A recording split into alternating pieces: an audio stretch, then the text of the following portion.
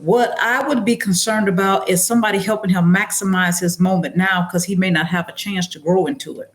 Yes. Because it looks like a lot of pressure is coming down on him. And sometimes you do stuff in real time that you get a chance to grow 10 years from now. But it looks like the pressure is so heavy, he may not have that growing opportunity. Welcome to the talk show, where we're kicking it and having fun on inspirational radio. The talk show, kicking it and having fun. So turn your radio up. Gun that big, you can't hide it at no speed. You know what I mean? It would have shown. Well, so, I believe he's admitted to both of them. I know he's apologized to both situations. So I don't think he's denying that he had a gun.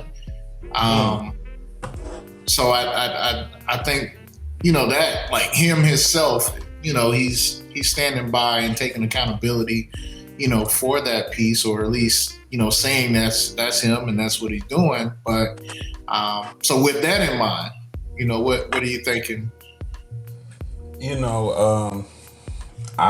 Wow. So, ooh, Lord, it's so difficult, man, because on one hand, a lot of people don't really understand.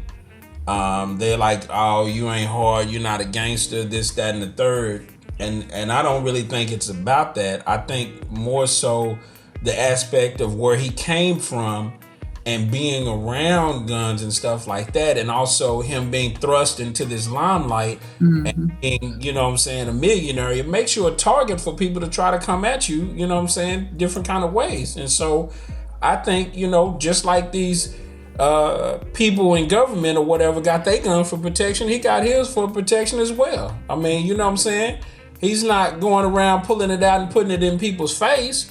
If he's flashing it on his live in the company of just him and his friends or whatever, it's stupid, but it's not damaging anyone. He's not, committing any atrocious crimes, He ain't out here sticking people up with his gun, And so with anything, I think in Memphis it is kind of like an open carry situation like it is here.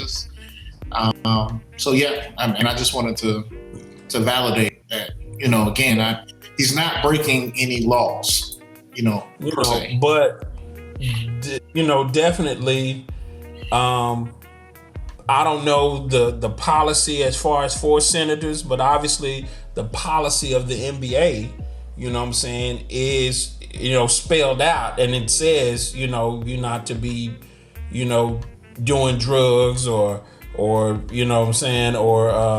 guns or, various activities, being arrested and all those kind of things. Those are detrimental, and they got conduct policies, within your contract, things like that. And so, if you're not abiding by that, then, you're in trouble with them. You may not necessarily be in trouble with anybody else, but if you're in trouble with them, then that affects your livelihood. So it's just so many layers to this thing, and there's so many things that, can go a lot of different ways for him. And it's just unfortunate that people can't, see it from both sides, I guess. And, and again, what I would say to Ja and anyone in this type of situation, one, I think we need to really pay attention to people. Like you just gave this man millions of dollars over the last couple of years, and Lasagna brought this up. Like your friends were your friends before you got the $1 million, right? And we know how it is, like on the streets. Like if you go out and you get a fancy job, or you move somewhere, or you move out the neighborhood or whatever, people are like, oh, you changed, you doing things, you know what I mean? And at some point I used to have take some offense to that, because I think we're wired, like when we're in a neighborhood, it's like we got to be loyal to that neighborhood. And I don't think being loyal to your neighborhood means not growing into the person that you need to go in. Like, why, when I think about Ja and people like him, you have an opportunity now, right, to take your boys different places. I think LeBron is a great example of this. Like LeBron James, like he has a lot of his friends and people in his circle that he's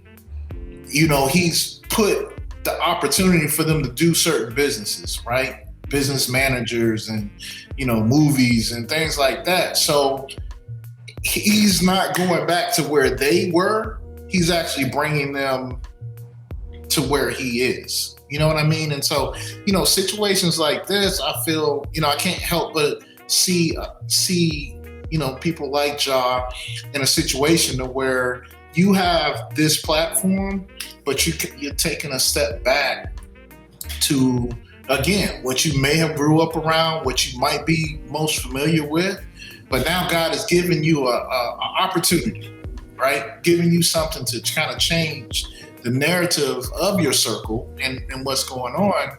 And, for some reason, and it's a lot of things. We talk about content, like what you hear, and what you feed yourself. Like, I really feel like he feels like this is what maybe success looks like or what's cool, whatever. We paint this picture, and I think that's the danger of it. That's why the NBA doesn't want to be associated with it, because you got a lot of young men and women who look at Ja, look at players and say, hey, I want to be like him, right? And if he's doing things like this, then, it's not a good representation.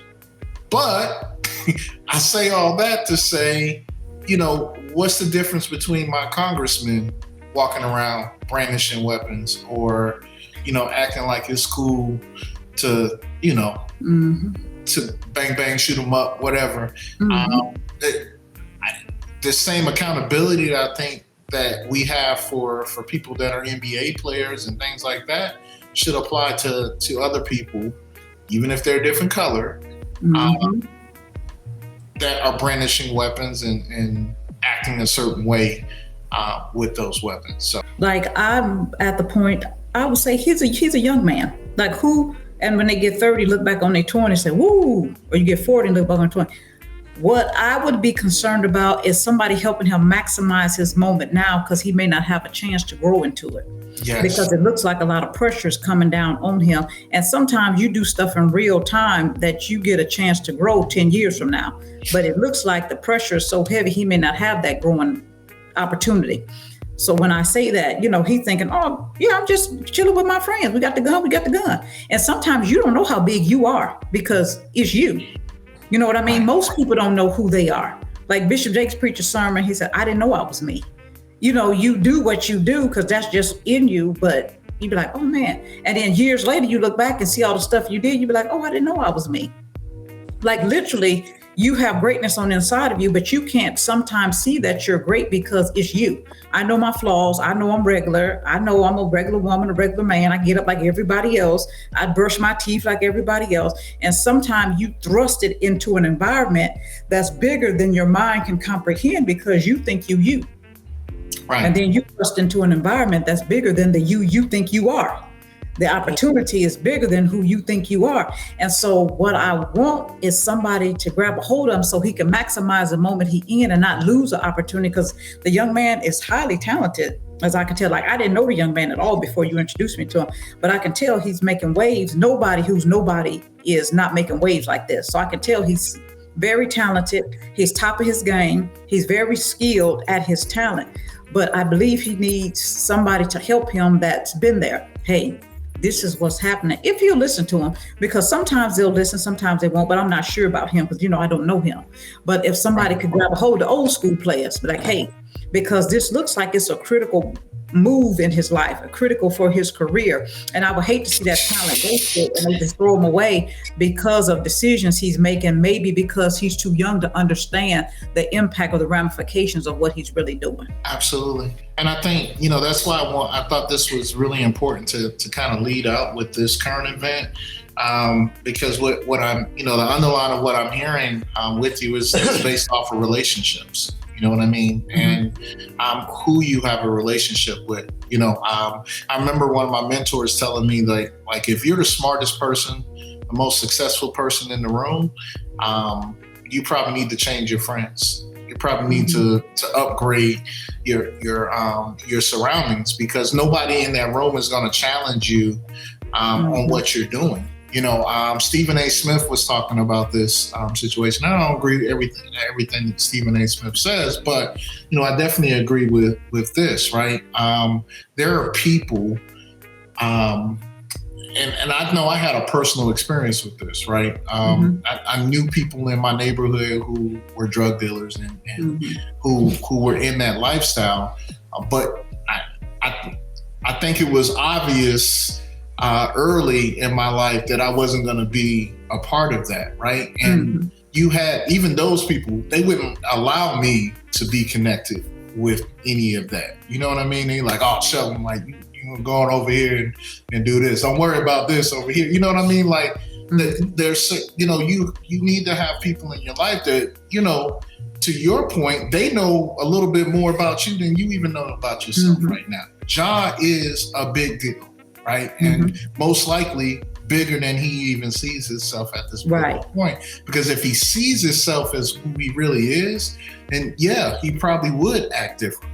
But because the people around him are still treating him the same way, still talking probably the same thing that they've always talked about, handling things the way they've always dealt with, then it really keeps you in a mindset like, this is who I am. Yes, practically I'm this superstar, but who I am right now, who I feel comfortable in, is this guy right here, right? And who I've always been in my life. And I don't know, man. It's hard because he needs someone to step in and tell him that, but when you are the breadwinner, it's hard to listen to people. And really? Even beyond that, I mean, young people just period, have a hard time listening these days or whatever, They feel like they got to learn it for themselves. And, unfortunately, learning stuff the hard way, comes at a cost. And it could be one of those situations where we lament and talk about what could have been, because at some point the chances will stop. At some point, the NBA will be like, hey, we can't do it. We can't do it. You're a liability. I mean, you look at Gilbert Arenas or whatever, He had the same kind of situation. And he bought him to the and his name didn't really go no higher than that. I mean, he was on his way up too, and after that gun incident, nobody really wanted to fool with him. So, we seen this kind of thing time and time again with NFL and NBA players and stuff like that. It's just a shame. Like I said, it's a product of their environment and them having been around guns and seeing that that's how people deal with things or whatever, they're going to deal with it the same way or whatever. And, they trying not to get caught out here by the ops, as the young people would say, They don't want the ops to catch them. And I mean, I was talking to a friend of mine about this too, earlier this week. And, what I would say to young people, watch your friends.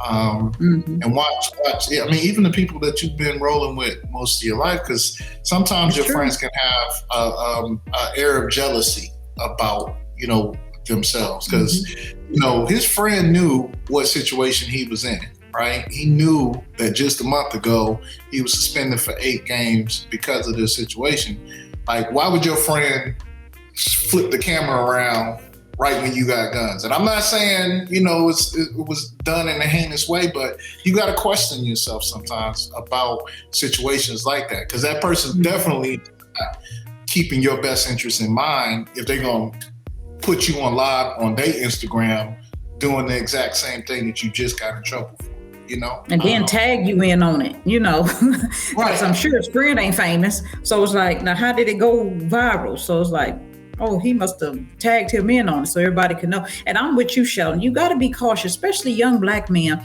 Like when you rise to the top of your game, or it could be a woman too. You rise to the top of your game and then you hanging around people with a certain mind. But this is the problem. Nobody knows which day they're going to turn. That's the problem. I've been knowing you all my life. So you have to kind of figure it out. It's like, oh, they don't mean me no good. Oh man, I've been with friends with them. Like, what happened? Like, they don't send you a memo. Like, 3:00 Monday night, we're going to be done being friends. The devil has entered my heart and I'm going to turn on you. You don't get that email. You just get up at 4:00 on Tuesday after the 3:00 turning and figured out they done turned on you. That's the only problem in life. You really don't know when they're going to turn or who's turning. Like, until that boy took that film, it's like, and then you have to question, well, was it just innocent? We just in the car chilling, he just took it. But the posting part is the problem. And Right. you know, so are you trying to get fame for yourself? Or are you jealous because I'm famous? You know, I can't have guns, or, you know, this is a private party. Why does everything have to be public? Now, that's my problem with young people too. Everything don't go on social media. You know, everything. That's the problem. You know, some stuff leave off social media. You do whatever you want to do, but when they get the cameras involved, you already know what's going to be sung. You know, just put them cameras up, and you don't have to post. You can have a private picture for your own self. But that's the problem. You know, a lot of times it's a lot of pieces to this puzzle, but it's rough. Just growing up, just anybody, you don't know when they're going to turn. You don't know. You be thinking you've been cool with them 30 years, and then you look around, they trying to kill your family, trying to kill your siblings. You be like, you know, it's like, you have to scratch your head. Because I'm going to tell y'all, honest to God, twice in my life, some people have done some atrocious things, and no person could have told me. I wouldn't have believed them. God had to tell me. Honest to God, I wouldn't have believed them just because of who they were. If somebody else would have told me, I'd be like, if you don't get out of my face, but you can't fight with God. And even when he told me, I caught my breath, sat back, and had to, like, and one thing, I got a track record with God. He always right. I've questioned him before, like, oh God, you overreacting. You know, I hear you, but you know, heard him very clearly. So when I said that, I was underreacting. He was reacting right. But spending time with God over the years with God, I know he's always right. Every time I questioned him, he was always right. It turned out exactly how he said. So when I had a couple situations, I had to literally grab my chest, take a deep breath and go, like, really? Like, really? And it's like, when did this happen? We've been running around for 30 years. When did this, what happened? Like, you don't know what happened, but I'm telling you, God will tell. And what if you ain't got a relationship with God? What if you don't know nothing about God? You still running with them. They done turned on you. You don't have a clue what's going on. You don't run with God, so he ain't telling you. So you just wake up with the film and it's on public. It's on national viral feed. You know, so it's rough. It is. We see it happen. We see it happen all the time. It's the plot of a lot of movies. Oh man, I mean, rough. you always got somebody that's gonna turn on you that was close to you. You know, It is. And the problem is you don't know when they're gonna turn. Like some people, they run around good. Even in the Bible, Paul and Barnabas, or we had another one that he was running to be like, oh, they was cool. Oh no, they didn't turn. You know, you get sometimes they good, or they start off bad, then they turn good, or they start off bad, good and they go bad. Like it can go either way. They start off. They said, I know he wasn't no good before, but now he's good. You know, so you just you can don't be know. your own family. That's what I'm talking about. Sometimes shoot. Cain and Abel. Your own Cain blood, and Abel. the same blood running through the same veins. Yeah, so life is rough. I'm just gonna tell you. So that young man, I said, and what I don't want is nobody to kill him in the zone, because you know that jealousy. Cain killed Abel. That jealousy is no joke. Like, they get that in their heart, and because he's like a superstar. Like I didn't know how big he was, but now I'm looking him up. Like he's super huge to somebody that's 20 something, you in the hood and everybody else the same, and you're the only one that's out as big as you are. I'm not saying that, they could have other jobs and be successful in their own right, but he seems like he's a superstar, like super on top of a regular job with that kind of fame and attention and position. So he really got that extra layer of. When women see him, they scream. He's that. That's what I'm saying. Mm-hmm. Yeah, that's what I'm saying. They see him. And sometimes your talents take you to rooms like that where people scream. And see, I ain't been in no room, nobody don't scream when I come in. They just be like, okay, sit on down now. But you in here interrupting, get out my way. Like you interrupting my view. I done got up on stage and people done folded their arms before. So I know I ain't famous. So I'm like, oh, okay. Well, hey. Yeah. It's not the stuff that they do, but people are going to tell you it's the stuff that they do. But that's not the truth. You have to accept you have a real personal relationship with God. He works on you and chisels you to him once you get with him. But me getting up in front of the class and just I think there's another way to be cool, like Jesus was cool. You right? Welcome to the talk show where we